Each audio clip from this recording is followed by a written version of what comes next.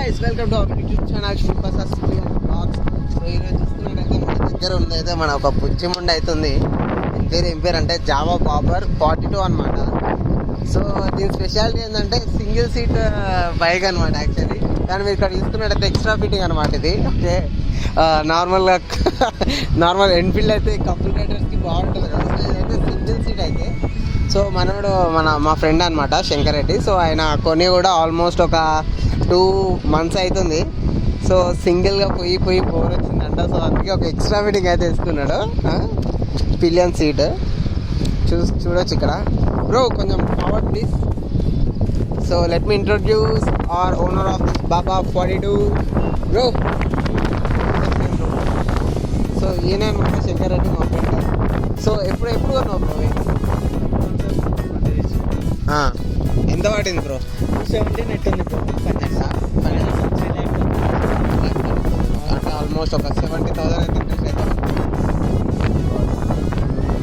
So ఎంత తిప్పినావు bro ఈ vehicle ఇప్పుడు వచ్చినట్టు?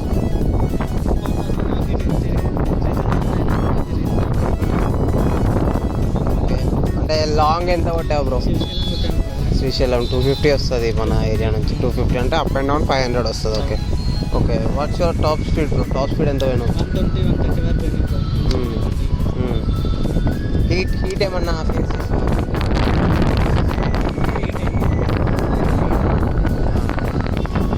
ఓకే, ఇది చూసుకున్నట్టయితే ఇక్కడ కూల్ అండ్ ఆయిల్ కూడా ఉంది, రేడియేటర్ ఉంది కాబట్టి ఇది ఆయిల్ కూల్డ్ ఉన్నట్టుంది. ఓకే, సో ఆ ఫ్యూయల్ కెపాసిటీ ఎంత బ్రో ట్యాంక్ది? అని గూగుల్లో ఇచ్చినట్టయితే 14 లీటర్స్ కెపాసిటీ ఉంది. ఓకే, 1500 కింద ఫుల్ అవుతుంది. ఓకే, సో మైలేజ్ ఎంత ఇస్తుంది బ్రో వెహికల్? 30. అంటే అక్కడ కూడా మనకు 30 అయితే మెన్షన్ చేస్తుంది. సో ఓనరే మనకు 30 ఇస్తుంది చెప్తుంది కాబట్టి so we need to trust him. Okay, so owners ఎవరైనా అబద్ధాలు అయితే చెప్పారు గైస్. ఓకే, నేను కూడా ఎక్స్పర్ట్ వాడుతూ ఉంటాను, కానీ ఆడు 42 ఇస్తా అంటాడు. మనం పోయి ఆ స్పీడ్కి మనం నడిపే కథలకి అది ఒక 38, 39 ఇస్తూ ఉంటుంది. ఒక 5 kilometers అటు ఇటు ఉండొచ్చు అనుకో. ఓకేనా, సో ఇక్కడ చూసుకున్నట్టయితే మరి బ్రో దీనికి డిఫాల్ట్ మిర్రర్స్ ఏం రాలేదా? అంటే ఇవి నువ్వు సపరేట్ పెట్టించు. ఓకే, ఇలానే వచ్చినాయి. ఓకే ఓకే, నార్మల్ వెహికల్స్ చూసుకున్నట్టయితే ఇట్లా అని ఉంటుంది. ఓకే, సో ఈ వెహికల్కి అయితే ఇట్లా ఇవి ఇచ్చారనమాట. ఓకే, ఈ టైప్ నేను కూడా చాలాసార్లు చూసాను బాబర్ని, జావాని. సో ఈ మిర్రర్సే బాగా లుక్ అనిపిస్తాయి. ఓకే, సో ఇక్కడ చూసుకున్నట్టయితే బ్రో కొంచెం ఇస్తాడు. సో మనకి హెడ్ లైట్ అయితే ఎల్ఈడి తోటి అయితే ఇచ్చేస్తారు. సో ఈ మధ్యలో BS6 తర్వాత వచ్చిన బైక్స్ అన్ని మనకైతే వైట్ ఎల్ఈడి తోటి అయితే వస్తున్నాయి. ఓకేనా, యా వైట్ ఎల్ఈడి తోటి వస్తున్నాయి. ఏడుంది బ్రో ఇదేనా? సో మనకి ఇక్కడ చూసుకున్నట్టయితే హజార్ లైటింగ్ కూడా ఇచ్చేసారు, 4 indicators అనమాట. సో బై డిఫాల్ట్ ఇచ్చేసారు. ఓకే, నార్మల్గా కొన్ని వెహికల్స్కి అయితే వాళ్ళు ఎక్స్ట్రా ఫిట్టింగ్ అయితే పెట్టించుకుంటారు. సో మనకి ఇక్కడ అవసరం లేకుండా హజార్ లైటింగ్ 4 indicators అయితే ఇచ్చేసారు. సో ఇక్కడ చూసుకున్నట్టయితే మనకి USB పోర్ట్, ఛార్జింగ్ పోర్ట్ కూడా ఇచ్చేసాడు. USB ఇచ్చేసాడు, ఇంకోటి C టైప్. సో ఇది ప్లస్ పాయింట్ చెప్పాలి. సో మనకు ఆల్మోస్ట్ వెహికల్ చూసుకున్నట్టయితే మెటల్ తోటే ఉంది. ఆ ట్యాంక్ కూడా నార్మల్గా స్టీల్ తోటి తయారైనట్టుంది. ఓకే, నార్మల్గా కొన్ని వెహికల్స్కి అయితే ఫైబర్ తోటి అయితే ఉంటాయి. FZ కానీ డ్యూక్ కానీ ఫైబర్ తోటి అయితే ఉంటుంది. సో కానీ ఇక్కడ చూసుకున్నట్టయితే మనకి మెటల్ అవుతుంది. సో ఫ్యూయల్ ఇంజెక్షనే ఇది కూడా. ఫ్యూయల్ ఇంజెక్షన్ అనమాట, కార్బ్యూరేటర్ అయితే లేదు. సో ఈ మధ్యలో వస్తున్న వెహికల్స్ అంటే ఫ్యూయల్ ఇంజెక్షన్ అంటే డైరెక్ట్ సిలిండర్లోకి వెళ్ళిపోతుంది ఫ్యూయల్ అనేది. సో ఇక్కడ పంప్ ఉంటుంది ట్యాంక్లో. సో అది పంప్ చేయడం వల్ల ఫ్యూయల్ ఇంజెక్షన్ అయిపోతుంది. ఓకే, సో మనకి ఇంజన్ చూసుకున్నట్టయితే 333cc అనమాట ఇంజన్. డిస్ప్లేస్మెంట్ అయితే 333cc అంటే ఎన్ఫీల్డ్ టార్క్ వచ్చేసి 27 Nm ఉంది. అదే జావా బాబర్ అయితే 33 Nm ఉంది.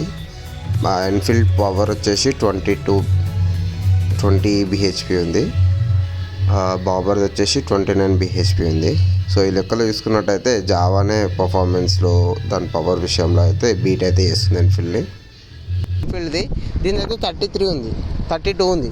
Okay, so as per the performance ఓవరాల్గా చూసుకున్నట్టయితే జావా బాబర్ అనేది ఏమంటారు బీట్ చేస్తుంది అనమాట ఎన్ఫీల్డ్ మాత్రం. ఓకేనా, సో ఇంకోటి మొత్తం మెటల్ తోటి ఉండడం వల్ల కొంచెం నార్మల్గా ఒక 110 120 తర్వాత మనకైతే చాలా వైబ్రేషన్స్ అయితే నేనైతే ఫేస్ చేశాను. ఇందాక వీడియోలో కూడా చూసే ఉంటారు. సో గైస్ ఇక్కడ చూసుకున్నట్టయితే మన శంకర్ రెడ్డి బ్రో అయితే ఇక్కడైతే వీల్ కవర్స్ అయితే ఇచ్చాడు. సో నన్ను అడిగితే మాత్రం నేనైతే ఇవి ప్రిఫర్ అయితే చేయకుండా చెప్తాను. ఎందుకంటే మనం హైవేలో పోయినప్పుడు మనకైతే ఆ పక్కనకి వెళ్ళి ట్రక్ అన్న బస్ అని వెళ్ళినప్పుడు గాలి అనేది జుమ్ అని ఫోర్స్ తోటి అయితే మనకి హిట్ అయితే ఇస్తుంది. సో ఇక్కడ చూసుకున్నట్టయితే మొత్తం కవర్ అప్ అయ్యే ఉంటుంది కదా. సో గాలి మనం హిట్ చేసినప్పుడు ఎట్లకి వెళ్ళిపోతుంది గాలి వెళ్తే దీని కింది నుంచి అన్న పోవాలి, లేకుంటే ఈ వీల్స్ పక్క ఇక్కడ ఉన్నాయి కదా ఈ గ్యాప్స్ నుంచి అన్న పోవాలి. సో బ్రో ఏం చేస్తాడంటే ఈ వీల్ గ్యాప్స్ అనేవి మొత్తం కవర్ చేసిండు. సో ఇలాంటి టైంలో మనకి గాలి హిట్ చేసినప్పుడు మనం కొంచెం అక్కడిక్కడైతే వెళ్తూ ఉంటాం. సో నేను ఈరోజు ఎక్స్పీరియన్స్ చేసింది ఏంటంటే 110 120 పోయిన తర్వాత నాకైతే గాలి ముందే చాలా హెవీగా వస్తుంది. సో ఇది ఉండడం వల్ల ఇంకొంచెం ఎఫెక్ట్ అయితే చూపించింది. సో మీరు ఎక్కువ స్పీడ్ వెళ్ళాలంటే సో ఇవైతే మొత్తం వాడకండి, ఓకేనా. సో ఇది ఒకటి బ్రో, నువ్వు కూడా తీసేయాలి bro, it's not good for bike, okay. So ఇది తీసేయాల్సింది, ఇది వాడదు అసలు యాక్చువల్లీ.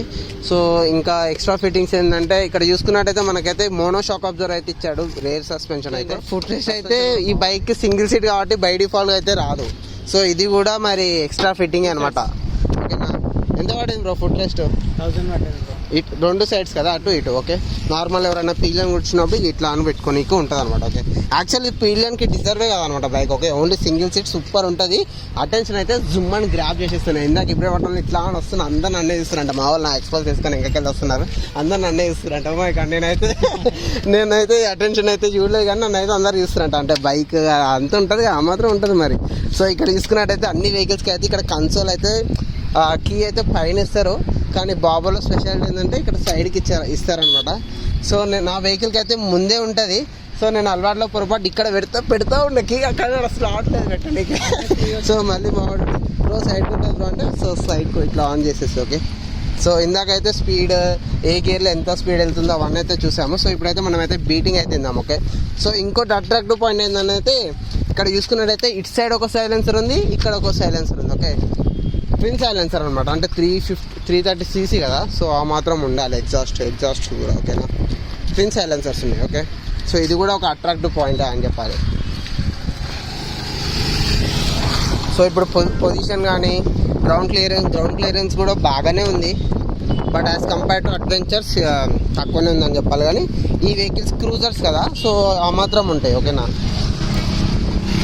నా సో నా హైట్ వచ్చేసి 5.7 to 5.8 మధ్యలో ఉంటాను అనమాట. సో నాకైతే ఈజీగా నా ఫుడ్స్ అయితే కింద అయితే బాగా ఏమంటారు ల్యాండ్ అయితే అవుతున్నాయి. So easily I can handle this bike, okay. So నార్మల్గా ఇట్లా కూడా నిమిషం. సో ఇట్లా నార్మల్గా పుష్ కూడా ఈజీగా అవుతుంది, హ్యాండిల్ కూడా ఈజీగా అవుతుంది. సో ఈజీలీ 5.6 ఉన్న వాళ్ళు 5.5 ఉన్న వాళ్ళు కూడా ఈ బైక్ అయితే ఈజీగా హ్యాండిల్ చేయొచ్చు, ఓకేనా.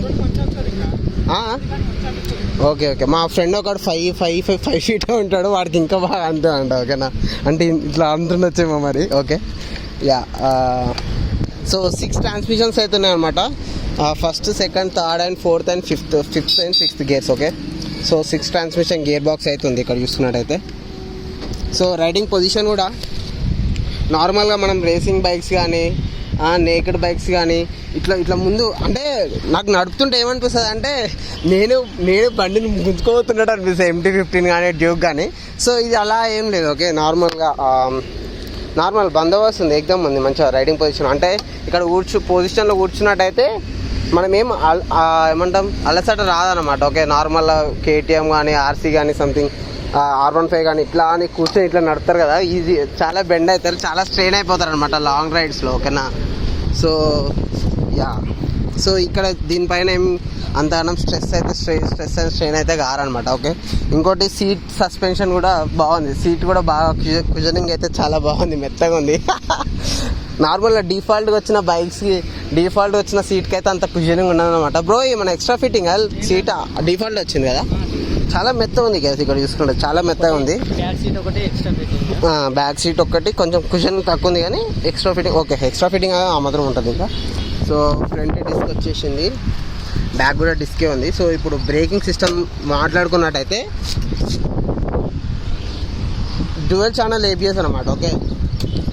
నా ఎక్స్పల్స్ చూసినట్టయితే సింగిల్ ఛానల్ ABS, దీనికైతే డ్యూయల్ ఛానల్ ఏబిఎస్. నేను ఇందాక ఈజీగా 110 120 కొట్టినా కూడా ఈజీగా జస్ట్ ఒక 2-3 సెకండ్స్లోనే మనకైతే బైక్ అయితే ఈజీగా మన హ్యాండ్ ఈజీగా అయితే మనకైతే బ్రేకింగ్ సిస్టమ్ అయితే ఈజీగా వర్క్ అయింది, అంటే ఈజీగా స్పీడ్ అయితే కంట్రోల్ అయిపోయింది నాకైతే.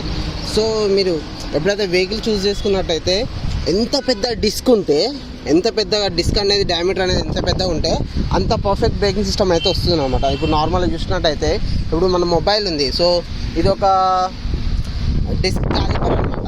సో ఇది ఒక డిస్క్ క్యాలిపర్. సో ఇంతే. సో ఇప్పుడు మొబైల్ ఉంది, సో మొబైల్ ఒక టైర్ అనుకోండి, ఓకే, నా డిస్క్ క్యాలిపర్ ఇంతే ఉంది అనుకోండి, ఇక్కడ పట్టుకుంటా ఎంతసేపు హోల్డ్ చేయగలుగుతా, తక్కువసేపు హోల్డ్ చేస్తాం కదా. అదే ఇట్లా పట్టుకుంటే ఎక్కువసేపు హోల్డ్ చేస్తాం కదా. సో సేమ్ వే మన డిస్క్ అండ్ డిస్క్ ఎంత పెద్దగా ఉంటే అంత ప్లేస్ అనేది క్యాలిపర్ అనేది అంత పెద్దగా ఉంటుంది అనమాట. ఓకే, మీరు ఎంత ఫాస్ట్గా అయినా కూడా అంత పెద్ద క్యాలిపర్ వస్తుంది. సో అది ఇట్లా పట్టుకోగానే ఈజీగా మనకైతే బ్రేకింగ్ సిస్టమ్ అయితే వర్క్ అవుతూ ఉంటుంది అనమాట. ఓకేనా. సో ఒకప్పుడు చూసుకున్నట్టయితే 2012, 13, 14 ఆ గ్యాప్లో షైన్ కానీ యూనికాన్ కానీ ఆ బైక్స్కి బాగా మనం డిస్క్ బ్రేకింగ్ అయితే యూస్ చేయవాళ్ళం, కానీ అది ఏబిఎస్ కాదు. ఓకే, నో ఏబిఎస్ సిస్టమ్స్ అవి. సో ఏబిఎస్ అన్నప్పుడు ఇప్పుడు ఏం చేస్తా అంటే మనకు బ్రేకింగ్ అనగానే మనకు కనబడేది ఏమంటే ఇట్లా పట్టుకున్నట్టే చూపెడుతుంది, కానీ లోపల ఫంక్షనింగ్ ఏమవుతుంది అంటే ఇట్లా పట్టుకొని ఇష్టపెడతా ఉంటుంది. పట్టుకొని ఇష్టపెడతా ఉంటుంది, పట్టుకొని ఇష్టపెడతా. సో ఆ విధంగా అయితే మనకి ఏబిఎస్ సిస్టమ్ అయితే వర్క్ అవుతుంది అన్నమాట.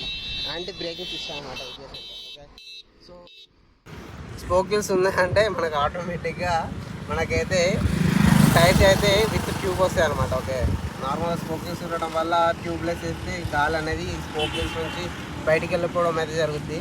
సో అందుకే వీళ్ళకైతే ట్యూబ్లెస్ అయితే ఇవ్వరు అనమాట మనకి. ఓకే, విత్ ట్యూబ్ అయితే ఇస్తూ ఉంటారు. సో పంక్చర్ అయినప్పుడు కొంచెం ఇబ్బంది ఉంటుంది. సో అది కొన్నిసార్లు మేనేజ్ చేసుకోవాలి. ఓకే, సో ఇంకోటి బై డిఫాల్ట్గా అయితే మనకైతే సెంటర్ స్టాండ్ అయితే రాదు ఈ బైక్కి. సో పంక్చర్ అయినప్పుడు చాలా ఇబ్బంది పడాల్సి వస్తుంది. సో మేబీ ఫ్యూచర్లో పెట్టుకుంటాడేమో bro. Okay bro, centre stand పెట్టుకోనికి స్లాట్ ఉందా లేదా? Let me see bro.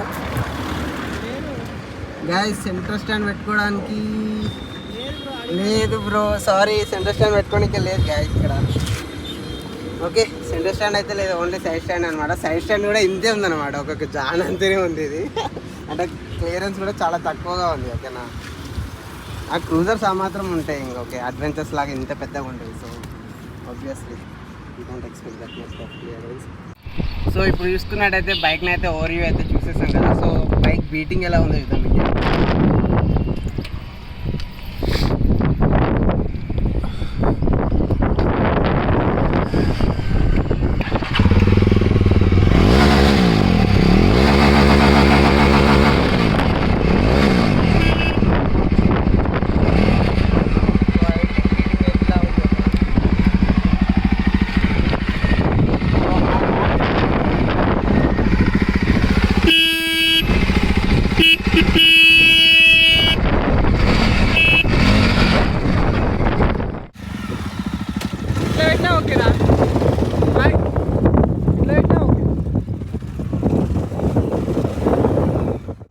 Bye friends. First gear అండి.